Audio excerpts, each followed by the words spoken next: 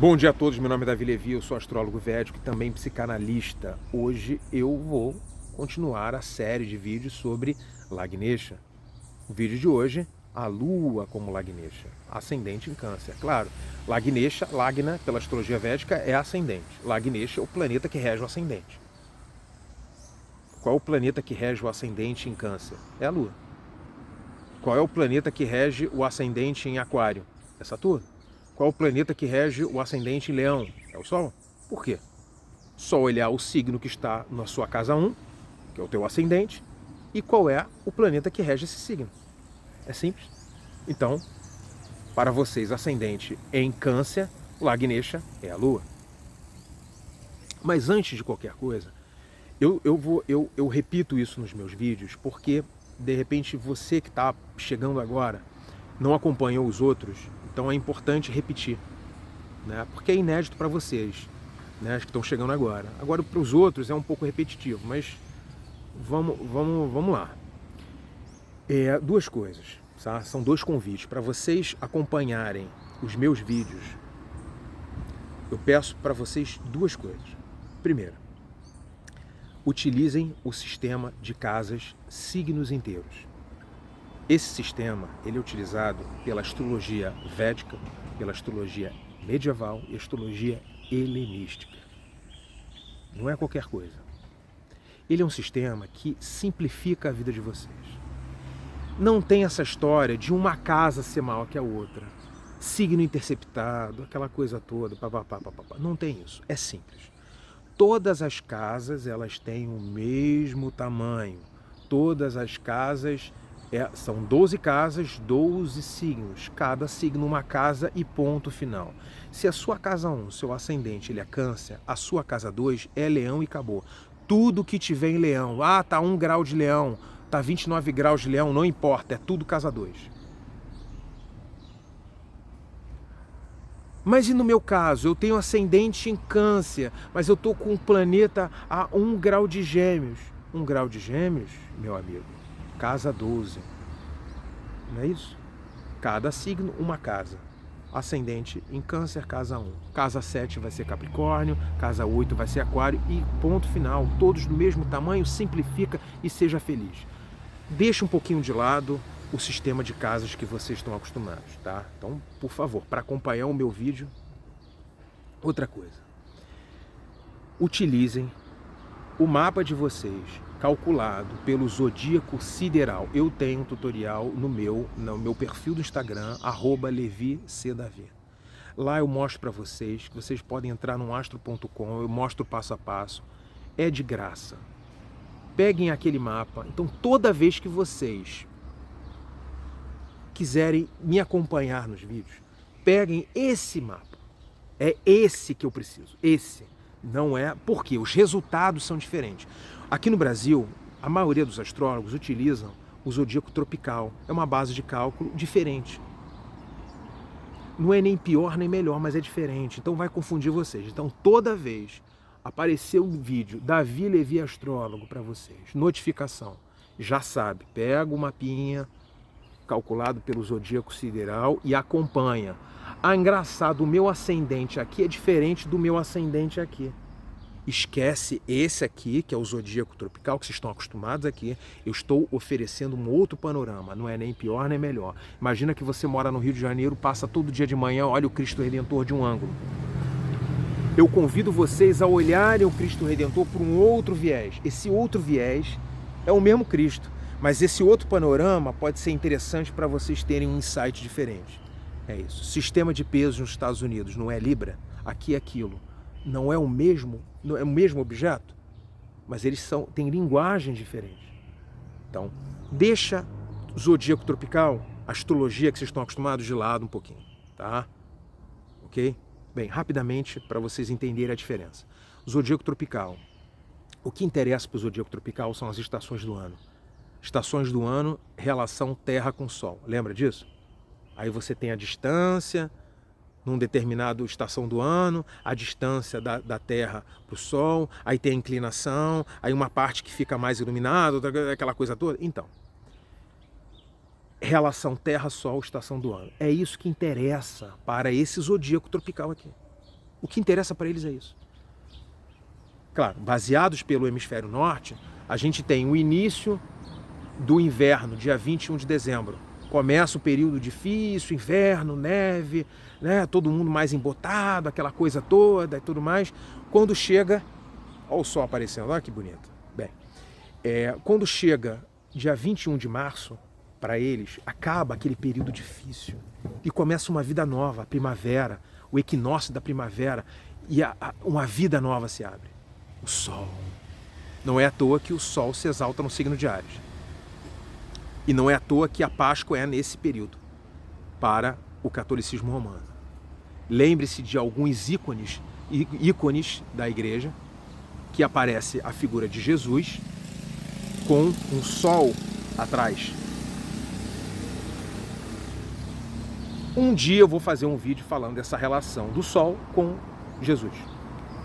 Tá? E não é à toa que o sol se exalta no signo de Áries, que representa, que está na época da Páscoa, pelo zodíaco tropical. Ok? Muito bem. Então, é essa a relação. Então, um mês depois do equinócio da primavera, um mês depois de começar a primavera, é o signo de Touro. 2 meses depois de começar a primavera, o signo de Gêmeos. 3 meses depois de começar a primavera, é o início do verão, então o signo de Câncer. Isso para eles. Claro que aqui inverte. O hemisfério sul vai inverter. Mas é baseado pelo hemisfério norte. Então vocês entendem um pouco essa dinâmica.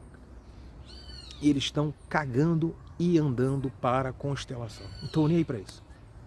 Já o zodíaco sideral, o que importa não são as estações do ano para fazer esse cálculo. O que importa é a relação dos planetas andando com as estrelas fixas. As estrelas fixas compõem as constelações. Então, é esse posicionamento que vai interessar. Pegou o telescópio, o Sol agora, nesse momento, dia 11 de julho, tá? O Sol, nesse momento, ele está transitando pela constelação de Gêmeos. Para vocês que utilizam o zodíaco tropical, vocês vão ver que agora o Sol está em Câncer. Não é que um está errado, o outro está certo, são linguagens e maneiras de entender de forma diferente. Então, separa aqui e vem comigo. O Sol agora, se você for ver, ele está mais ou menos a 25 graus do signo de Gêmeos, porque o Sol está passando pela constelação de Gêmeos. Se você pegar o telescópio, você vai ver.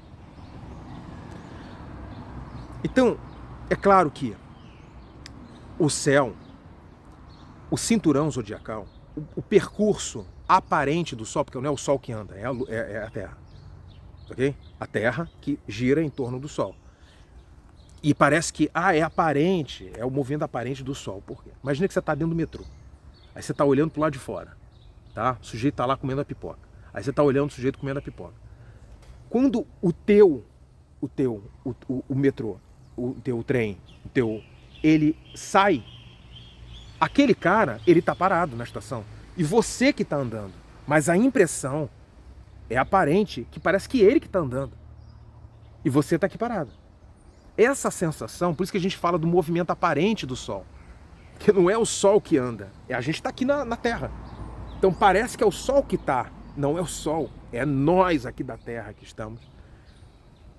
Então, esse movimento, tá, aparente do Sol, ele demora 1 ano. E ele passa por um circuito. Imagina a Lagoa Rodrigo de Freitas, no Rio de Janeiro. Tá? Então ela tem um percurso. Por conta das 12 luas novas durante esse período, nós entendemos que são 12 signos.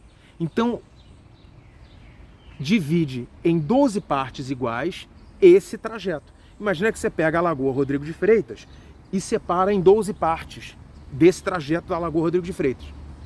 Ok? E o movimento do Sol aparente, ele correndo, fazendo aquela corridinha lá, bonitinha lá do Sol lá correndo. Olha que bonito. Tá? Então, cada pedaço são 12 pedaços iguais. Muito bem. Então, quando a gente pega no céu, a gente olha... Desculpa a alergia, tá? Parece maluco, né? Parece que eu tô com um tique-tique nervoso, né? Então, o que acontece? Cada pedaço tem constelações. Mas, às vezes, um pedaço do céu ele tem uma constelação e um pouquinho de uma outra constelação. O que importa é que todas aquelas estrelas que estão ali compondo aquela constelação e um pouquinho da outra fazem parte daquele signo específico. 12 signos, 12 partes iguais, ok? Deu para entender? Então, o que interessa para quem utiliza o zodíaco sideral, que utiliza esse cálculo, é olhar que agora o Sol, e é verdade, sabe? O Sol, ele está passando pela partezinha designada ao signo de Gêmeos. E ali tem diversas estrelas fixas. Deu para entender? Então, vocês compreendem que são coisas diferentes? Não tem que rivalizar, são diferentes. Por isso que eu peço a vocês, quando eu falo de trânsitos e tudo mais, esqueça esse aqui e vem comigo com o seu mapinha calculado pelo zodíaco sideral. Vamos lá. Lua. Tem uma coisa bastante curiosa, que na astrologia ocidental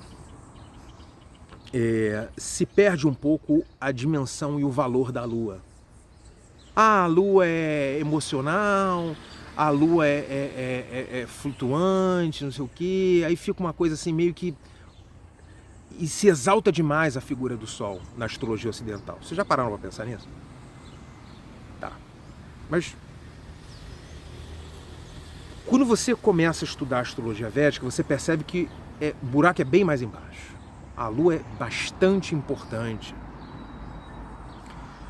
A Lua é pela análise da Lua, da posição da Lua, exatamente da Lua, no mapa de vocês, é que o sistema de dashas, períodos e subperíodos, sistema maravilhoso da astrologia védica, que é entender que a sua vida ela é dividida em partes não iguais e que cada parte da sua vida ela é regida por um planeta. Então, pela análise profunda da sua Lua, quando você nasceu, é que é possível fazer essa divisão para você especificamente. E saber qual é o período que você está vivendo na sua vida, que pode às vezes durar, vamos dizer, 3 anos, é regido por um planeta. E aí você vai entender muitos acontecimentos por conta desse período de 3 anos que você diz que, meu Deus do céu, minha vida não muda. Mas aí você percebe que no finalzinho desse período, dessa dasha, dessa Mahadasha, período, Antardasha, subperíodo, você percebe que tem alguma coisa que modifica. Caramba, e a gente acha, né, que nós somos completamente livres, né? Não. Nossa liberdade, nosso livre-arbítrio é restrito, tá? Então, é pela análise profunda da Lua que você consegue ter esse entendimento sobre períodos e subperíodos, as dashas, Mahadashas ou Antardashas. É crucial para você fazer uma boa análise e utilizar dessa técnica, que é a astrologia védica. A astrologia helenística utiliza algo parecido, não é a mesma coisa, tá? Mas também tem Então, vamos olhar com um pouco mais de carinho a Lua. Não reduz a Lua, não. Tá? Não reduz a Lua Bem, a Lua se exalta no signo de Touro e ela se debilita no signo de Escorpião. Bem, debilidade e exaltação. A extração máxima da potencialidade máxima de um planeta é quando ele se encontra num signo de exaltação. O Sol, exaltação do Sol em Áries, exaltação de Vênus em Peixes, exaltação de Júpiter em Câncer, de Saturno em Libra, de Mercúrio em Virgem, tá? De Marte em Capricórnio e da Lua em Touro. Aí vocês falam assim, poxa, mas sempre me falaram tanto dessa coisa super emocional da Lua e essa coisa super instável e parará, piriri, parará. Muito bem.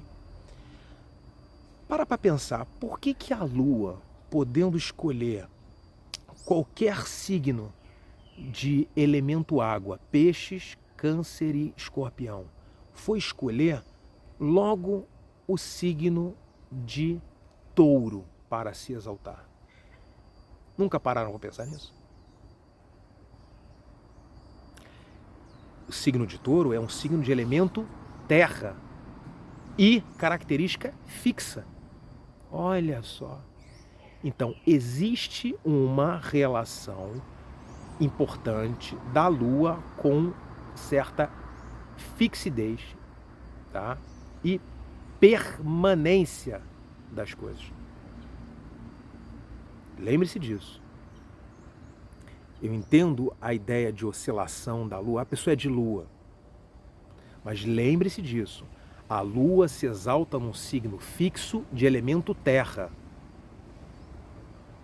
Por isso que, num caminho de mística astrológica ocidental, entende que o Sol ele é aquilo que a gente precisa se voltar para o nosso signo solar como ideia de criação, com a ideia de solarização da nossa vida e não de uma perpetuação de uma herança que tem a ver com a Lua.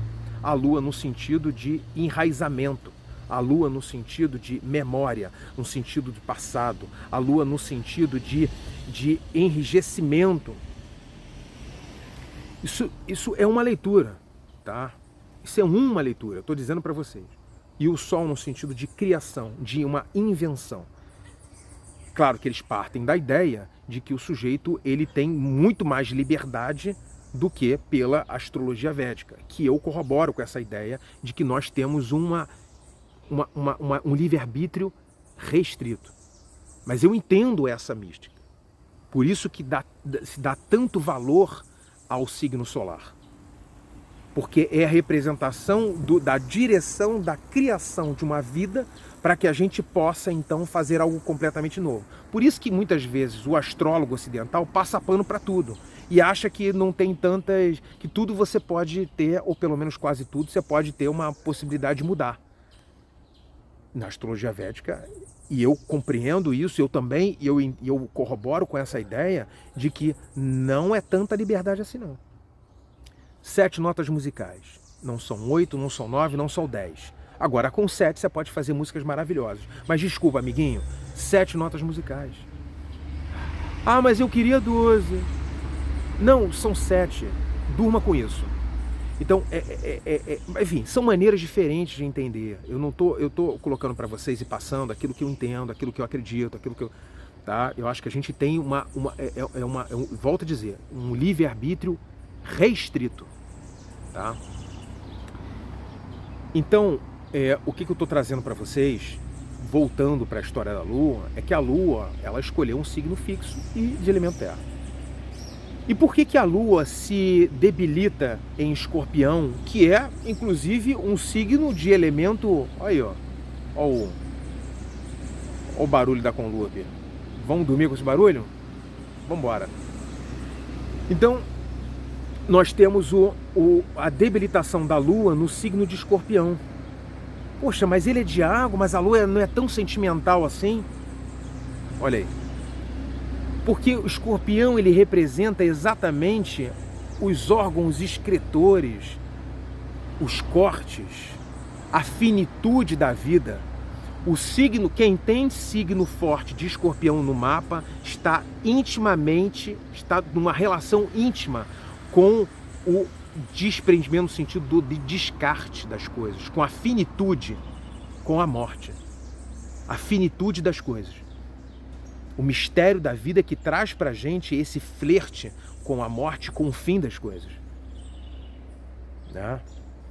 Então não é à toa que o signo Escorpião é o signo que tem mais estômago para fazer um trabalho difícil. É o signo Escorpião que foi escolhido para isso. Descido aos infernos. E é lidar com essa finitude da vida. Por isso que é em oposição a Touro, que tenta o quê? Permanecer, manter as coisas. Então a Lua, ela se debilita. O pior signo para a Lua é em Escorpião. E se você tem Lagnesha na casa 5, com Escorpião para os ascendentes em Câncer, claro, Por estar na casa 5 é bacana. A casa 5 ela é a casa da sorte. A casa 5 é a casa dos filhos. A casa 5 ela tem uma relação íntima com práticas espirituais. Porque a partir da casa 9, que ela vocês conhecem a casa 9 como uma casa espiritual, religião e tudo mais. Mas 9 casas a partir da casa 9, a técnica Bhavat Bhavan da astrologia védica, nós vamos chegar na casa 5. E 5 casas a partir da 5 chega na 9. Existe uma relação íntima, como vocês estão vendo, com a da casa 5 e a casa 9. Não é à toa que elas são casas da sorte. Méritos de outras vidas. A astrologia védica, ela transmite isso. Então, há uma sorte, essas duas casas. E não, por acaso, a casa dos filhos é a casa 5. Então, a casa 5 ela tem uma relação também com previsões. É importante analisar a casa 5 para entender, de repente, se você vai ser um bom astrólogo ou não. A casa 5, consultores também, relação com autoridade, jogos, tem a relação com prazer também, a casa 5. Sexo, casa 7.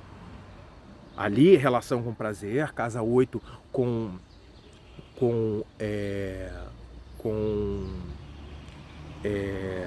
pudores, com certos termos polêmicos e tarará, tabus, casa 8. A gente pode até falar um pouco sobre isso. A casa 12 também fala sobre certos prazeres, mas prazeres da cama, né? Mas é no sentido do conforto, no sentido de outras coisas, mas a gente pode pegar um pouco. Mas a casa do sexo é a casa 7, para a astrologia védica, tá? Utilizem isso um pouco para vocês entenderem, olha que interessante. Mas vamos lá, vamos avançar. Então, o fato do seu Lagnesha estar na casa 5 é bom, mas o problema é que ele está debilitado em Escorpião. Isso não é bom. Não é bom. Ele está muito enfraquecido nesse sentido. Então, se ele estiver na sua casa 11, na casa de Touro, para os ascendentes em Câncer, é muito bom, tá? Isso pode trazer ganhos financeiros. A casa 11 é a casa do dinheiro, a casa 11, a 9 e a 2. A casa 2, ela é a quarta casa a partir da casa 11. A casa 11 a gente sabe que é o dinheiro vindo através da tua profissão, do teu status, do teu trabalho, né? Porque ela é a segunda a partir da 10. A 10 é status, trabalho, profissão e tal. Então, a casa 2, ela é uma casa de guardar coisas de valor. Vamos lá, vem comigo.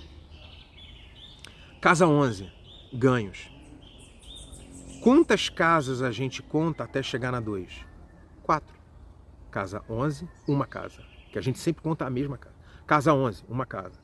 Casa 12, ascendente, casa 1 e casa 2. O que é 4? 4 não é algum local que a gente reserva algo? Não é a nossa casa? Não fala sobre a nossa reserva íntima? Junta dinheiro, 11, lucros, ganhos, mais algum ambiente, alguma coisa que reserve algo, junta isso, cofre. Por isso que a casa 2 ela fala sobre cofre e guardar dinheiro. Bem, e a casa 9, por que a casa 9?